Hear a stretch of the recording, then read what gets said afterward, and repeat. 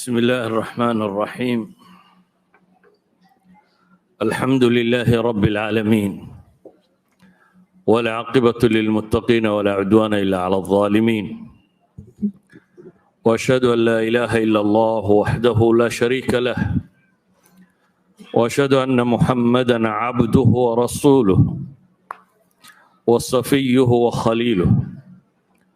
اللهم صل على محمد وعلى آله وصحبه وسلم تسليما كثيرا، وبعد، فالسلام الله عليكم ورحمته وبركاته. waxaynu wax ka tilmaami doonaa asbaabta keenta al-amn wal-istiqraar, nabadgelyada iyo xasiloonida. nabadgelyada iyo xasiloonidu waxay ka mid yihiin nolosha waxyaabaha ugu qiimaha badan leh.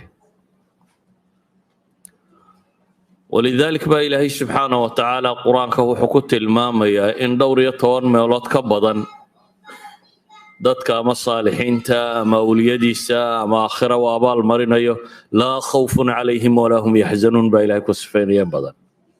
laa khawfun calayhim walaa hum yaxzanuun, kuwa cabsanaya ma aha oo cabsiyo korkooda ma ahaanin, mana tiiraanyoonayaan.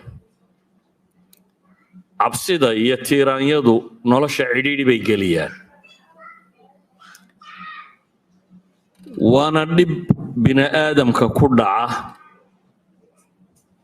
waana waxyaabaha maqaasid shariica ay culammadu yidhaahdaan ay u yimaadeen oo dhan, in qofku nabad u helo diintiisa, caqligiisa, naftiisa, maalkiisa iyo cirdigiisa iyo sharaftiisa, iyo maqaasid shariica alkhamsa aw sita ay culammadu tilmaamaan oo ah danta diintaba loo soo rogay. 5 shay ama 6 shay inay diintu ilaaliso. sida awgeed waxaynu ku tilmaamaynaa inay tahay waxyaabaha noloshu aanay marnaba ka maarmin. adduunkan aynu joogno xadaaradiisa iyo horumarkiisa ay sheegaanna waxay dhahdaan sullam alxadaara, salaanka loo fuulo bay dhahdaan xadaarida iyo horumarku waa al-amn wal-istiqraar siyaasi bay iyagu ku tilmaamaan. waa nabadgeliyo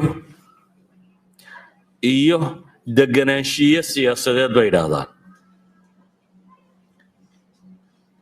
dib u dhaca iyo takhallufka